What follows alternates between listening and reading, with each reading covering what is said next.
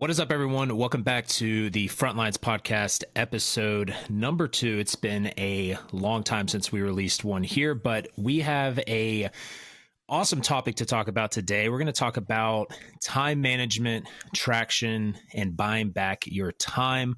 I have one of my good friends, Jesse Durham, on the podcast with me. What is up, Jesse? How you doing?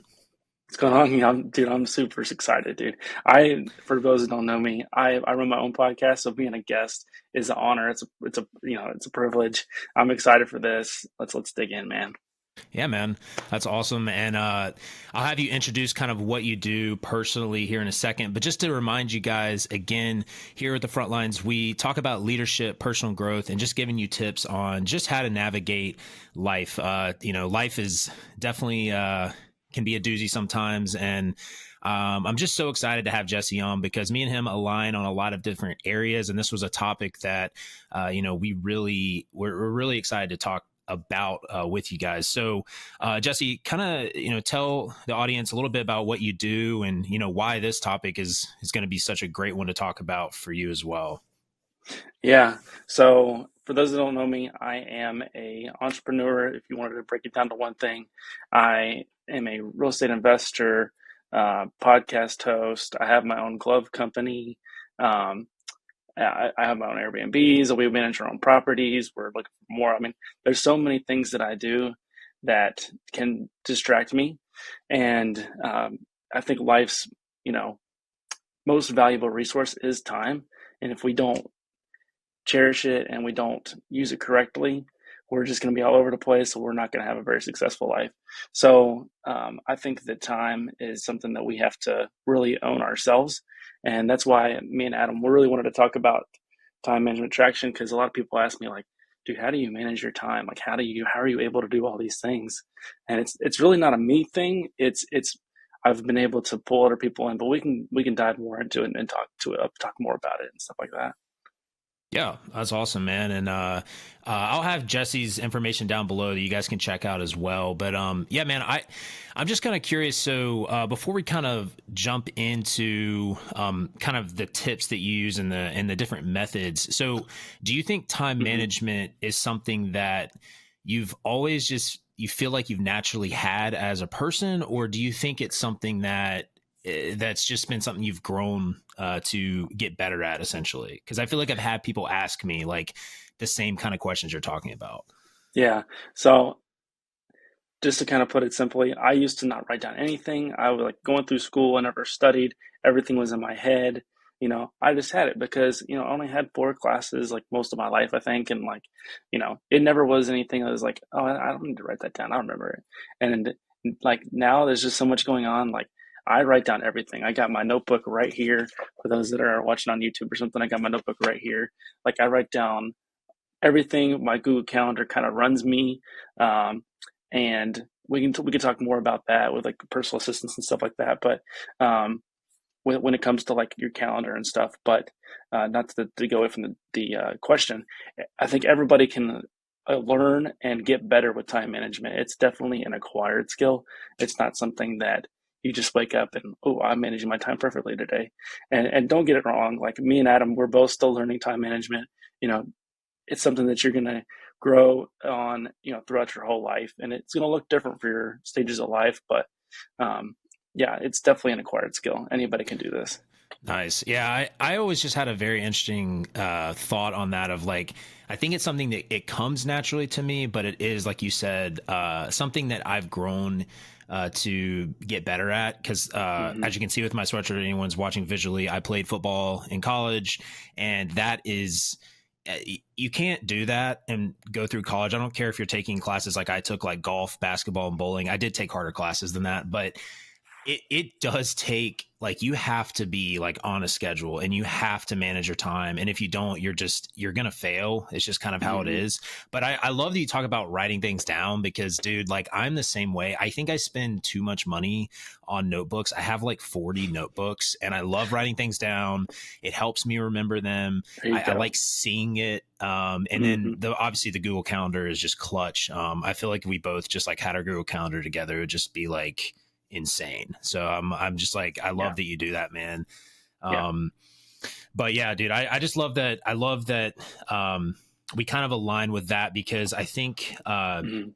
I've met people in my life that just they struggle in this area. And so for you, go through Mhm. some of your like how to gain that momentum, I guess, in life, and how to build that in your business and how you use it in your business, if that's something you want to talk Yeah. about. Yeah, for sure. No, that's one of the main things I wanted to talk about. Um, so everybody wants to talk about priorities, and I don't know that priorities is the best necessarily way to manage your time, and I'll explain. So, yes, it's it's important to do sales. Yes, it's important to do marketing. It's important to do financial stuff. But if you don't know where you're going, then it becomes much more difficult to navigate those three types of things, which is what I think any and all business boils down to. You have to pay taxes. You have to make like organize money. You have to do sales, and you have to market. Um, so it's you have sales, operations, financials. But in any business. To go back to your question and your point, I think that you have to know exactly where you're going. So you need to have a 10-year vision, you need to have a 3-year vision, you have to have a 1-year vision, and all of that comes from EOS. So for here's a couple books I want everybody to read. 10x is easier than 2x. Traction, which is really EOS. EOS is the system that comes out of that book, Traction, and Buy Back Your Time. And in my opinion, 10x is your overall vision. That's going to help you figure out, okay, well, this is where I need to be in 10 years. This is where I want to be in 5 years, 3 years, 1 year. And all that plugs into Traction, your actual system. Buy Back Your Time is the day to day operations, if you will, of, okay, now I know where I'm going. This is how I'm going to go through every day to actually get there.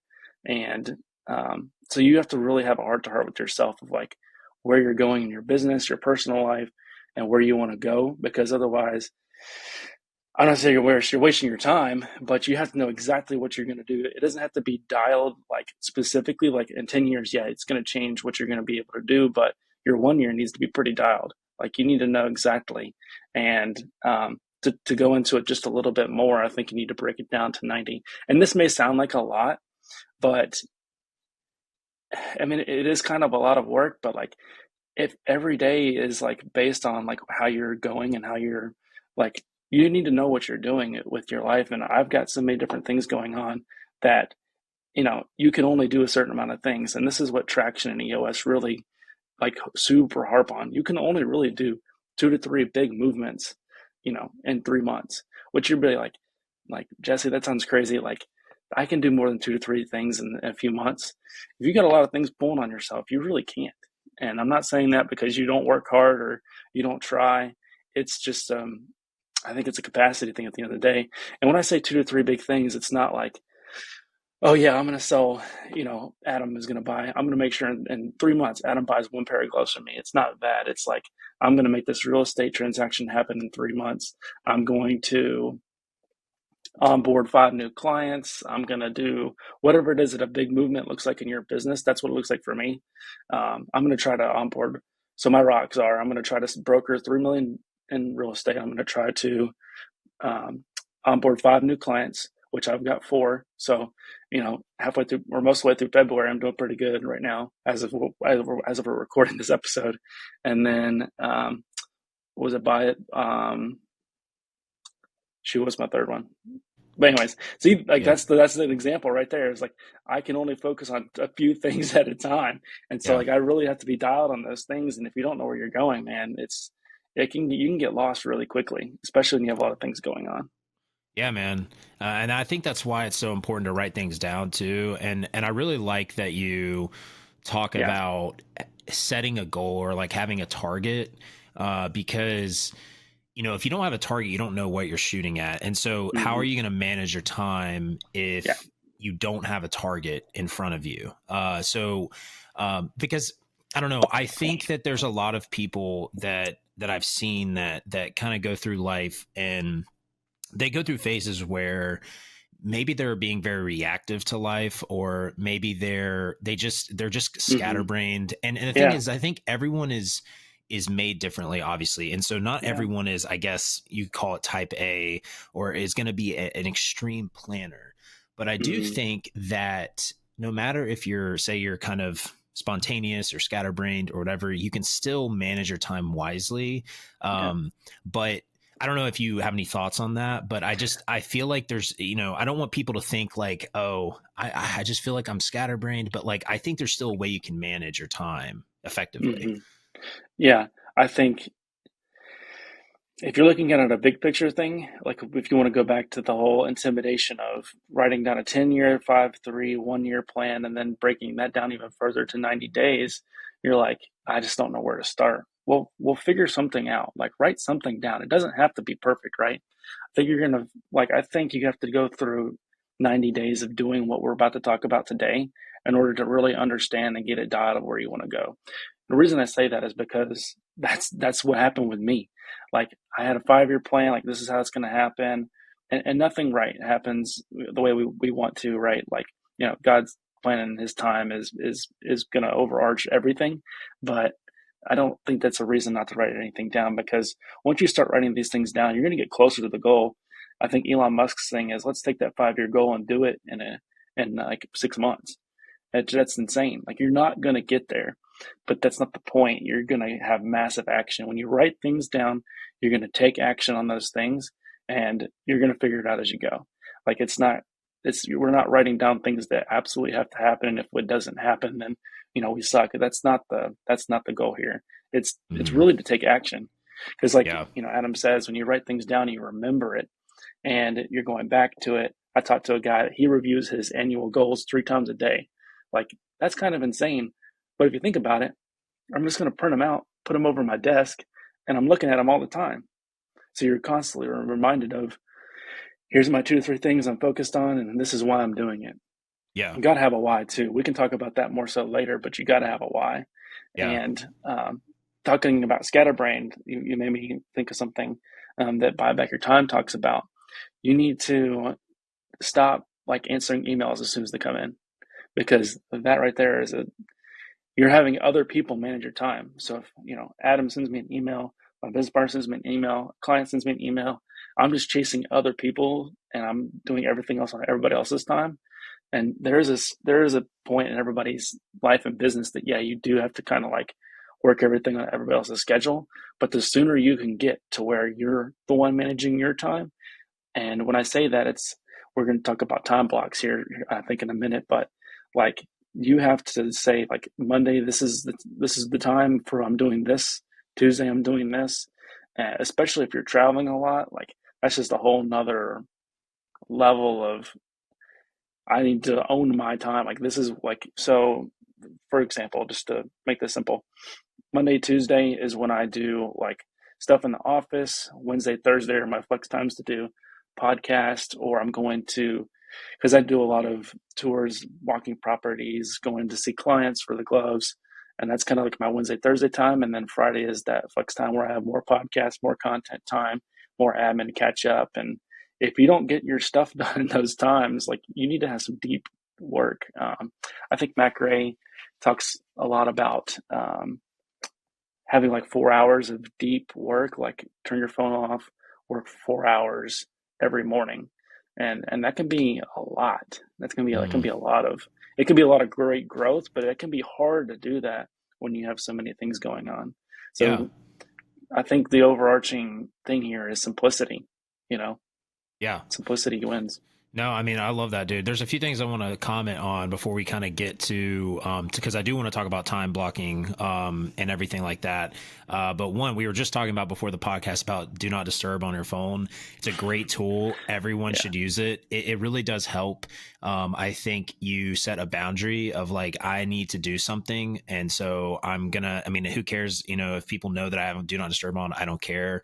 Like, I need to focus on this. And so it really helps me. That's one thing. The second thing is that I love the aspect of the email thing that you're talking about where you don't that's something new to me actually. That's really insightful to me of like, when you do respond either to a text message or an email immediately, you know, you are kind of working on their time. And obviously sometimes you have to do that, depending on the situation. But like that is Mhm. a really good point. And then the last thing I wanted to comment on is that, I really like how you said, with like the 5 year plan, you just have to kind of start and Got do it, to. because that's how I feel. I think so many people think that when they manage time or they're setting goals for themselves, they think that it does have to have the exact thing planned out for them every step of the way. And the reality is it's not going to be like that. Like if you asked me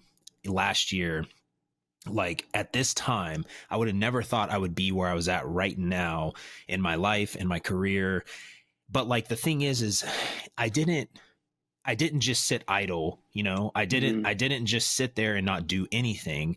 I Yeah. managed my time as efficiently as I could, and I just kept making steps forward. And I took a path that I didn't exactly plan for, but it's been better than I could imagine, right? And so I think Mhm. people, if you are listening to this, and you're curious about these kind of things, I think sometimes, like Jesse's saying, you just really have to take that step out and just start working toward. You need to have that goal, right? So Mhm. work towards a goal, and it's just not going to always play out how you want it to. But when it comes to your time, you're using your time at least efficiently to the fact that you're working towards a goal. Again, you might go a different way. I wanted to make those comments before we get to time blocking. So now that we're at that point, Yeah. we're going to talk a little bit about time blocking. So this is something that I've heard people talk about. I Mhm. think it's something that I do just kind of uh, just on my own. But I'd love for you to kind of go into, Jesse, like what time blocking is, and why it's efficient and how this can help people manage their time better. Yeah. So basically, time blocking is you're gonna say, okay, for this 4 hours, I am going to only work on like we'll say cold calling. So for the next 4 hours, I'm not doing anything but cold calling. I'm putting the D&D on. I'm pulling up, my computer, my sheet. I'm pulling up my notes, my CRM, and I am just going all in on cold calling. And I kind of got this from Dan Martell and his Build Your Perfect Week. I don't know if it's trademarked or not, but we're just gonna say it anyways. He like That's funny. trademarks everything. It's kind of funny.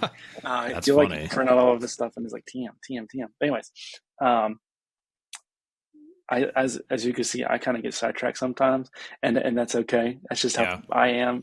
Adam's more organized than me. It's okay. We're all No, learning definitely here. We're all getting there, not. but That's we're funny. all getting there. So building your perfect week, right? So you want to look at all of your goals and say, okay, what does my scorecard look like? And for us, that looks like cold calling, posting on social media, like personal brand presence, recording podcasts, doing what we're doing right now. Like those are the things that help push us in our business. And once you take a look at that, you can kind of say, okay, well, I know that I need to be reaching out to new clients. I need to be, writing mailers or whatever it is, right? Figure out what your weekly high level activities are, the activities that move your business the most. We call it move the needle. That's what 10x is easier than 2x is going to talk about when you guys read that. So um, once you figured out what moves the needle the most in your business, those are the things that are going to become your time blocks. So as you're setting up your perfect week, um, you got to figure out, and you might have to sit down with your business partner, or maybe, and I would highly encourage this, a mentor that's someone that's further ahead in your career, that's got way more experience, and say, hey, look, I'm trying to dial in everything that I'm doing and understand what my perfect week looks like. And buy back your time when you read that. It's going to walk you through it much better than I will on this podcast because that's kind of like his thing. But once I understood, like, okay, Monday is the day that I have these meetings, and I am going to focus on follow ups and really set my week. Um, when you get into traction and EOS, they'll talk about an L10. That's one of my meetings, and I set up what my week is going to look like. It's nothing too crazy because you try to repeat each week the same thing. So, Monday you have this, Tuesday you have this, Wednesday is for us is like I focus on my glove business. Then Thursday I'm on property tours where I'm talking to clients on in person. And then Friday, I kind of like wrap everything, catch things up. Um, I've been kind of experimenting with this book. So we talked about books earlier, but it's called Finisher Secrets, and I'm not plugged by that at all. That's strictly just, this is my peer review right here. It kind of walks you through those things. So each week you're supposed to like come back and review your goals for the quarter, and you like figure out, okay, what am I doing right? What am I doing wrong? And you kind of dial in that perfect week even more. It's I really like this book. I'd recommend it to anybody. Um, Yeah. but you don't have to necessarily do that. You can do that on your own, build your own system, and kind of like the day-to-day version of your perfect week, in my opinion, is each day you need to understand what 3 tasks you're going to do that day that are going to move the needle. So when I say that, I'm talking about 3 tasks. Like each morning, get up, write down 3 tasks that you're going to do that day, and you're going to actually get those 3 done, and then you can focus on the other 3 things. And it's perfect because your time blocks kind of already do that for you. So if it's okay, we're going to do our L10 meeting today, we're going to dial in what our week looks like.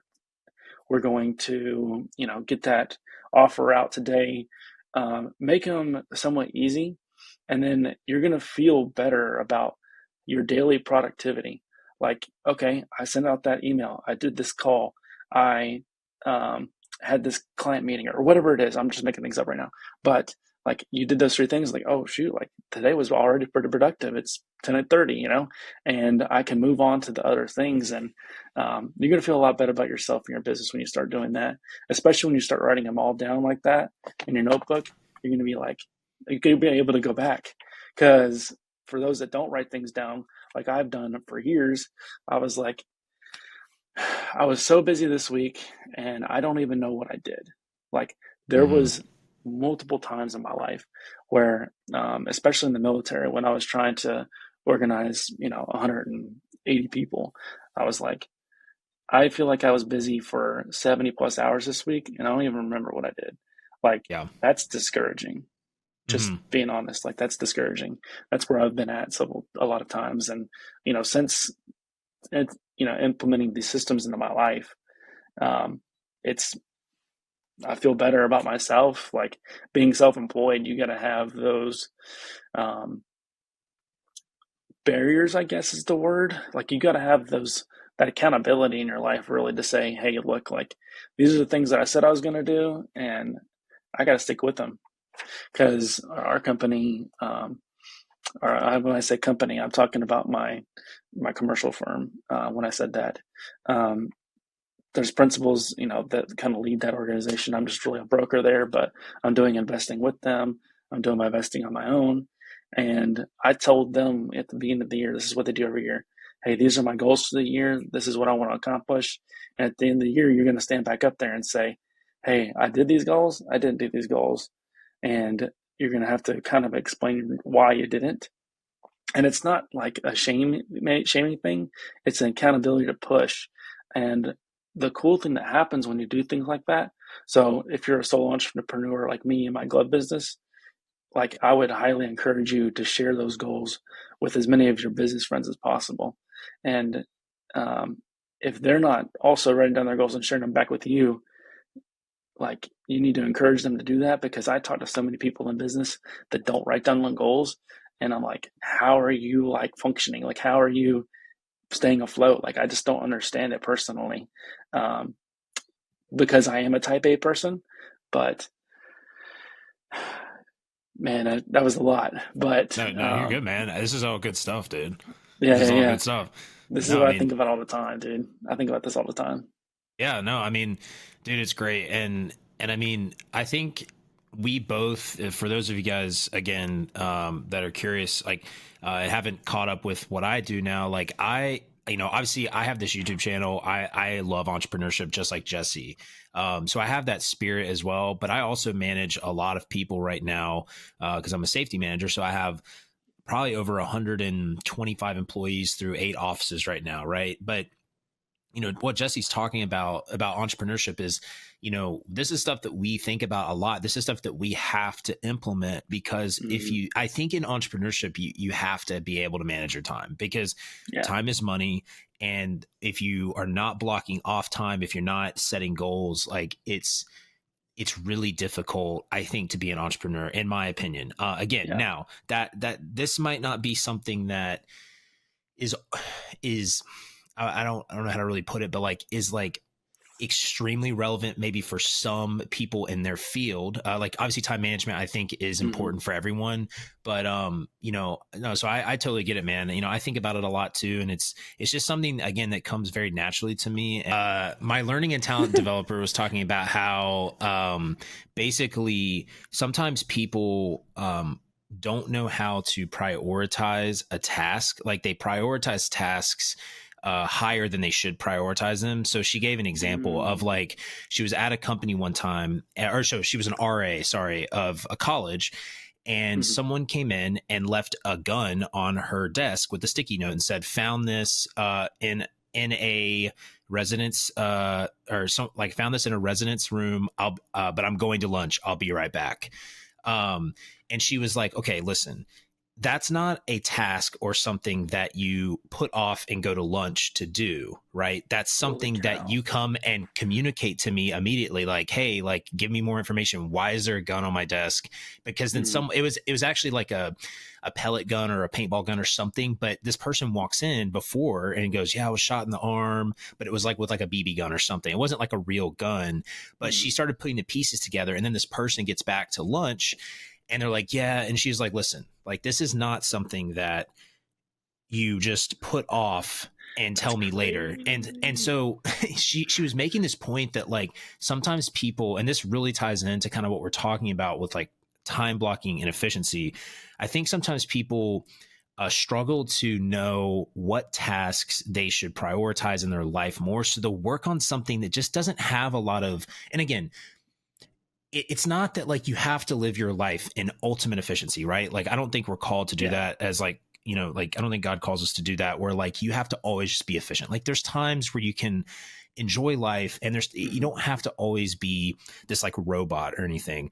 No. But if you are trying to work towards a goal, if you do have a business, if you are trying to better your life and grow Yeah. personally, you have to learn about tasks. You have to learn how to weigh like the tasks and the things in your life. So there's just some things in your life that you really shouldn't be giving a lot of time to versus maybe another one. Like you need to prioritize them. And I think it's important to understand how to identify those things. So that's why I think what you're saying about writing goals down and Mm-hmm. blocking your time out is really important, because Yeah. if you know what your goal is and your target is, and you know what's most important right now, maybe that 4 hour window should be spent, I don't know, say you're trying to start a business, like, so doing the research instead of those 4 hours, like, playing a video game or something like that. Like, again, Yeah. it's not that video games are bad. I like video games. I literally have a video game keyboard right here. I used to be a video game content creator. So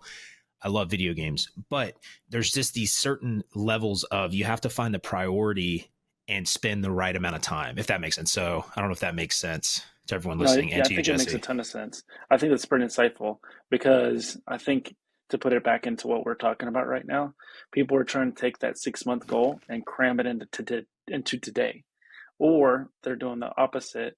They're pushing off their, which I think is more like to your example.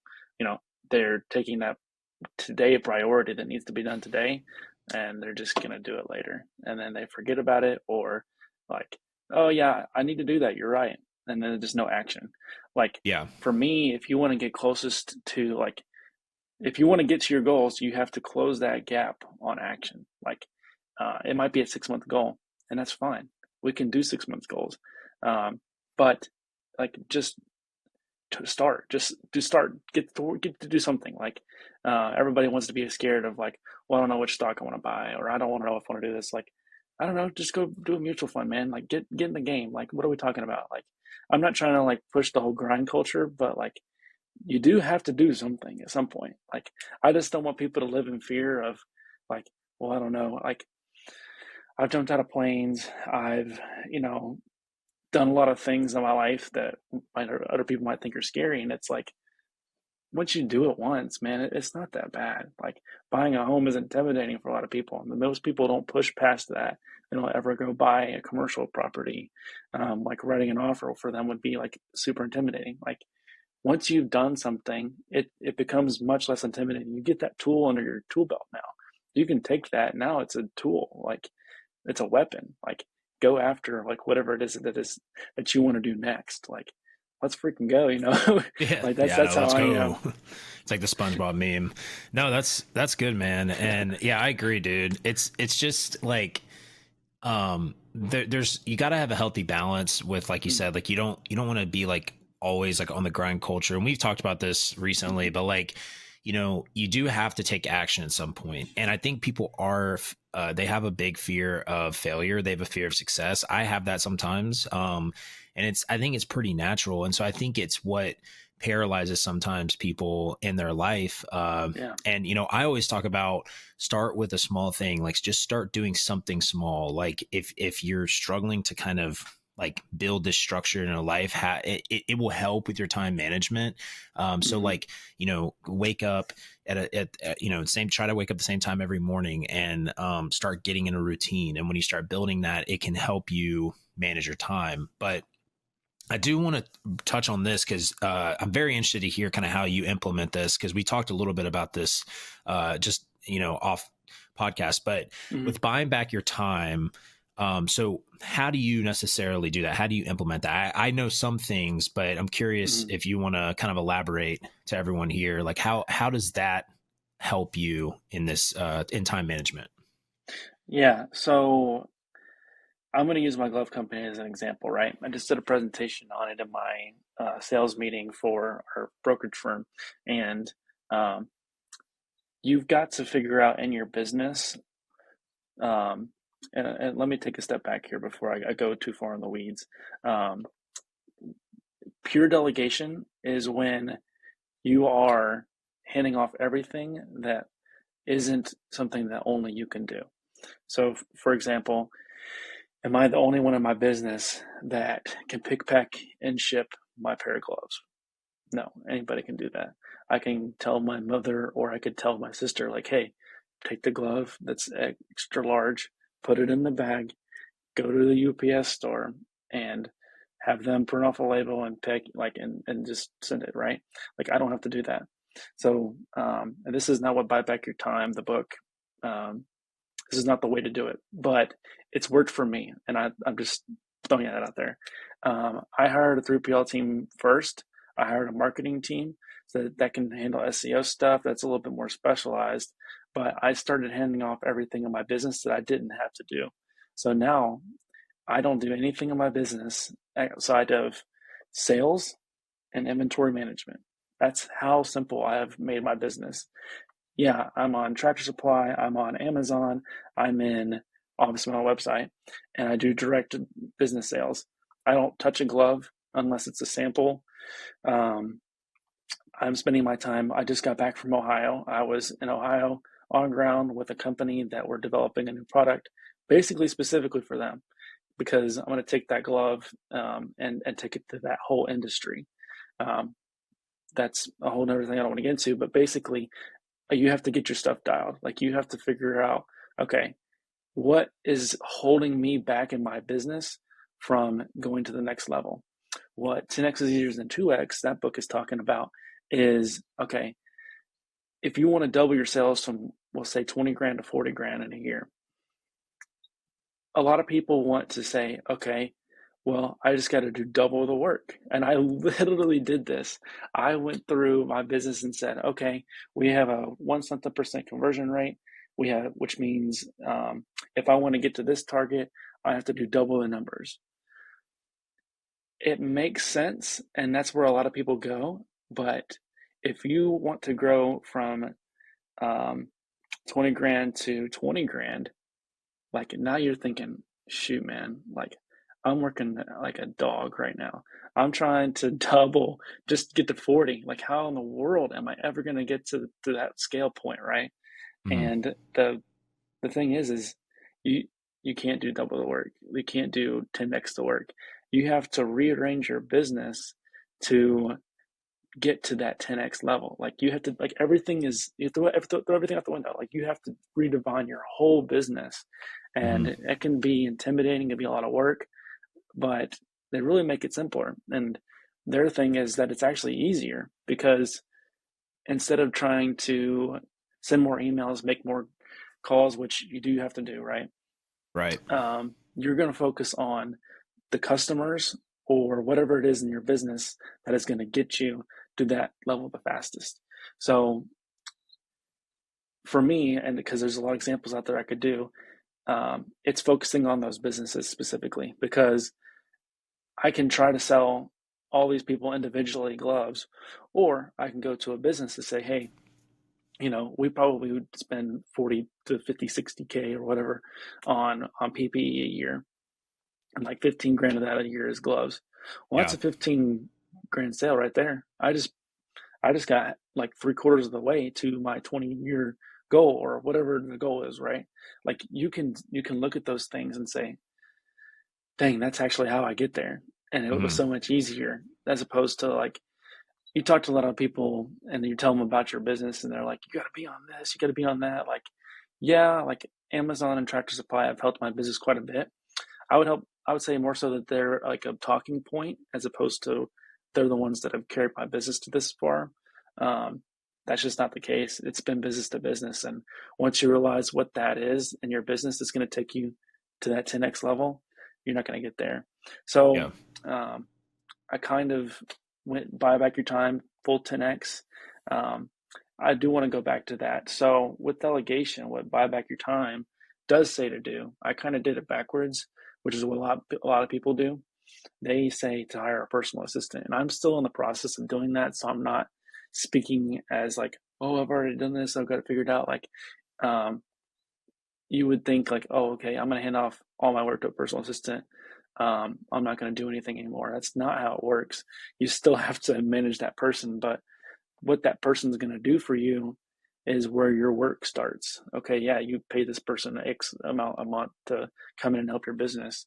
Um, what are they going to do? So, what Buy Back Your Time talks about is okay, I'm going to hand off my calendar and I'm going to hand off my inbox. What did we talk about were the two things that can get us like really, sidetracked in our Hmm. businesses and our time?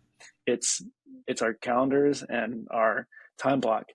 Right. So once you figure out what that perfect week is, you're going to hand that to your personal assistant and you're going to put that on your calendar and say, hey, Monday from 9 to, 12, I'm doing my meetings with my people in my business. We're getting things rocking for the week.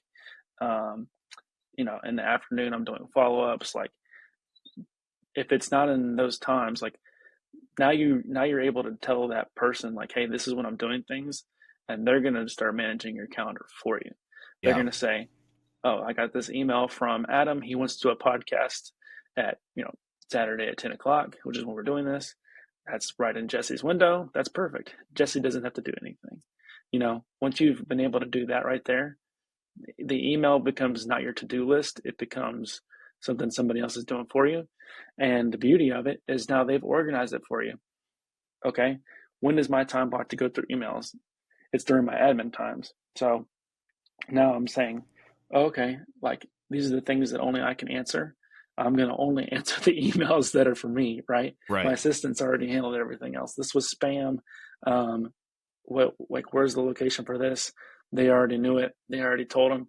I don't even know about it. Like that's Hmm. how they have you go through things. And you might be thinking, okay, well, I don't get that many emails. I'm just getting started out. Um, I can't hire a personal assistant yet. Um, I think those are real questions you need to answer of like, yeah, there's going to be a point in your time in your business in the startup or whatever that you have you um, that you're not going to be able to do those things, and that's okay as long as you know that you're working to get there.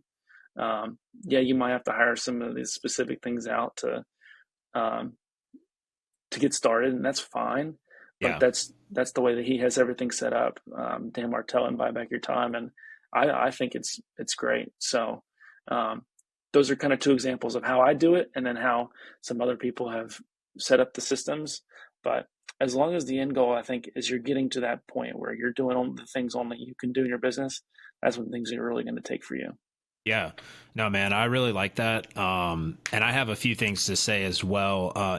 So I always think about like passive income. People talk about like 6 streams of income. I think that's how you get to that point. You know what I mean? Of like Yeah. when you can delegate and you have people in place that can handle things that you don't have to handle anymore. And that's always the goal. And so again, I just love that, you bring this business aspect to this, because for anyone that's listening that wants to have a business or is running a business right now, these are great things. And as from someone, sort of first thing is, as for someone like myself who has also ran a business, if you're looking to do content creation specifically, a way you can buy back your time is hiring an editor, right? So I used to have an editor for my channel when I was full Yeah. time, and it's so helpful because when you content create, I would say, at least for video games, I mean, and this is probably how it is for other, genres too, but you spend 80% of your time editing at first. Maybe even more.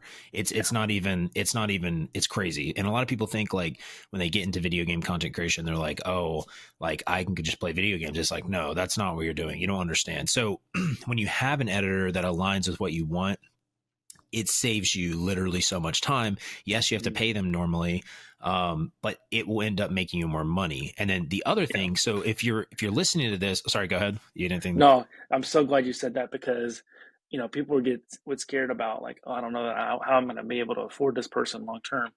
And yeah, it can be challenging, dude. Like that's scary. Like I'm taking on an extra person full time. Like, Mhm. but these are the things that you got to pay for. You got to figure it out, man. Like Right. exactly like you just said. Once you do it, man, you're gonna be able to make the money back because you're not gonna be doing the $2 to $5 tasks. Like you're gonna be doing the tasks that just bought in that 20K sale.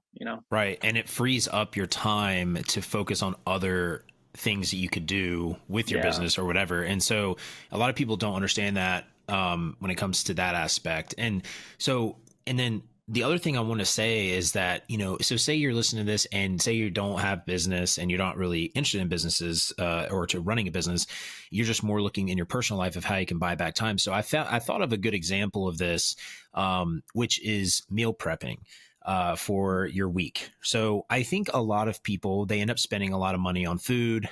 They end up spending a lot of time cooking, and especially someone who maybe is in that 9 to 5 grind right now. They're like, man, I just don't feel like I have a lot of time because, maybe you're spending it doing that or doing other things. So something that I started doing recently last year is one, well, I've learned this over the last like 5 or 6 years. When you go to the grocery store, um, try to buy for the week. Don't try to buy for a month because you end up wasting food. You end up wasting your money, right? But when it Hmm. comes to actually spending your time doing this, I try to designate a couple hours on one day where I literally just make meals. Maybe it's just for lunches and you cook your dinner every night, like one off every time. But it saves you so much time because when you are on lunch and you can just heat something up or do whatever you need to do, you have more time on your lunch to do other things. So, like if you do work from home, maybe you can go do something else that you can get something else done in your day that you normally couldn't get done, right? Or maybe if you meal prep your dinners, like you free up an hour to two, like maybe even an hour and a half of your time every day. Yeah.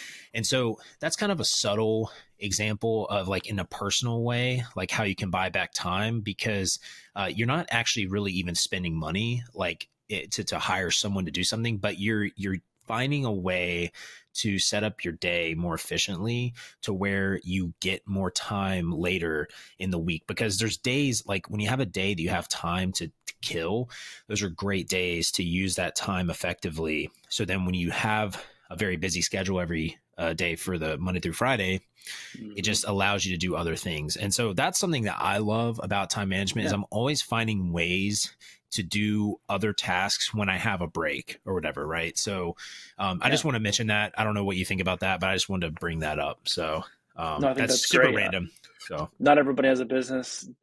People want to have some things. Everybody wants to have, 6 streams of income. You brought that up just quickly. Most of those people, they started with one. I'm just going to be honest. Most of those people, they started with one, focused on one, and now they have six because they made a lot of money in one and took it to other areas. Yeah. But I worked 9 to 5, if you will, military, and Saturday and Sundays where I got a lot of my other things done. Um, but something that I've kind of realized is when it comes to time management, it's not really about, and it is about being more efficient, right? Like I think of Dan Martell and Buy Back Your Time as like this guy's grind culture, but he's really like, let's just be as efficient as possible so I can hang out and do time with my family and things like that. Those should be in your time blocks too, in my opinion. Like that's in your perfect week. Like if your perfect week is doing 4 12s plus, and then on Friday you're spending that time with your family. Like I don't know, that's your perfect week, man. Like you got all your stuff done. You were an Yeah. adult, you got it done, and you could do what you want. Now, like this Yeah. whole like you got to be in the office until 9 o'clock on Friday. Like it's just not for me. It's not sustainable, anyways. Um, Yeah, yeah, no, I I'm just glad had he to put brought. that out there. Yeah, Yeah, no, I'm really glad he brought that up, man. Because yeah, I'm big on work-life balance, and maybe listening to this, people are like, "Dude, you're just talking about grinding," but it's like, no, like I've lived the grind. I worked basically content creation and a full-time job, and I'm telling you, like, there's something freeing when you're at because a lot of people listening to this probably have a 9 to 5 job, or maybe they're a college student or whatever, and you might have a 9 to 5 job at some point, but um it's so important, guys, to set those boundaries, like and to leave work at work. And so when you do come yeah, home, you can enjoy the things you want to enjoy. If it is like building a business or whatever, like you're single and you're trying to build a business or whatever, great. But if it's like you have a family and you want to spend more time with them, or whatever it may be, it's important to leave those things at work, so that way you do have as much time as possible when you come home or before yeah, and on the weekends. So I'm really glad you brought that up, man. So so one of the other things that we were going to talk about, which I'm excited to kind of hear your thoughts on this, and this is just common time management and traction mistakes that maybe you've made or that you know of, and then how to fix them. Just kind of curious if you want to elaborate some on that, Jesse. yeah, yeah, for sure. Um, I would say like the first thing is we talked about this already, so I'll be brief. Is just write down 3 things that you want to knock out that day and get them done. Like you're gonna be, just trust me, just try it and you'll see it. You're feeling a whole lot better about yourself. Um, the other thing I wanted to say was saying yes too often. Um, when you say yes Mm, to everything, you're gonna be all over the place. You won't be able to do what we talked about this whole episode, man. Like you won't be able to. I promise. Like you're gonna be flying around and you won't be able to sit down for 4 hours and knock out what you need to do that actually moves the needle. You're gonna be answering everybody else. Um, Trying to do everything yourself, man. Like I've done it. I think you've done a lot of that too. Um, Another example of like handing things off. Our podcast, we record on the Riverside. We um, come up with our title, and that's pretty much all we do for our podcast. Our assistant pulls the file out of Riverside. He edits it for us. He puts it in a Google Drive. Our poster assistant. So this is something. All of this could be done by a personal assistant. Maybe not the video editing, but this is how like a personal assistant could kind of work in here, right? They will take the transcript out of Riverside, throw it in ChatGPT, help us come up with the summary, which Riverside really already does. They're just assembling all the information, putting it in, scheduled in how we like Buzzsprout, how we put out our um, podcast on Apple Podcasts, Spotify, every platform basically.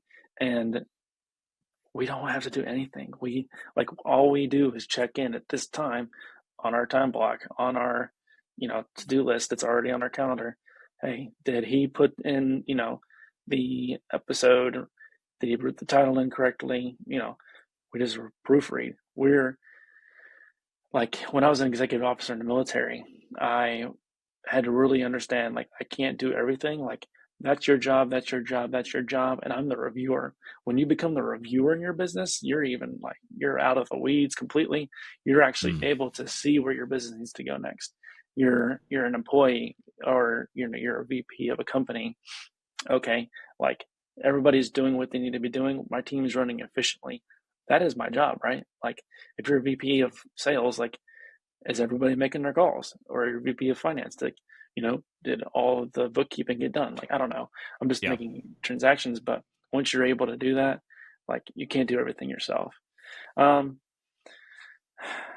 I think another one is we talked about this a little bit already, but um, not measuring progress. So when I was talking about the book and you're looking back through your week and you're just like I'm just gonna be honest, this week I did not get my calls done.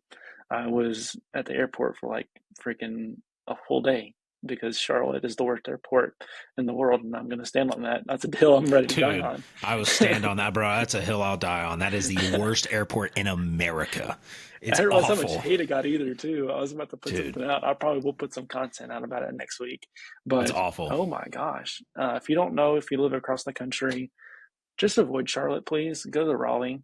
And I am on the interesting hill to die on. I think I live in Raleigh, but I think Charlotte's a better city. That's just me. It probably That's saved a funny. life. I don't know, but um, you got to figure out what you're doing that isn't working and be better. I mean, it sounds simple, but you just got to have that weekly traction check-in is what we call it. Um, so make sure you're getting to where you need to. You've got to understand what's not working for you. And hey, this is actually a good point.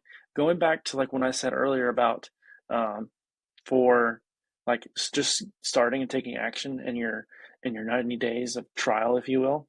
Like Hmm. for 90 days, just see what's not working, and then like this is where you can do that weekly reflection and write it in your notebook. If you get this book, again, I'm not plugged by this. I just like it.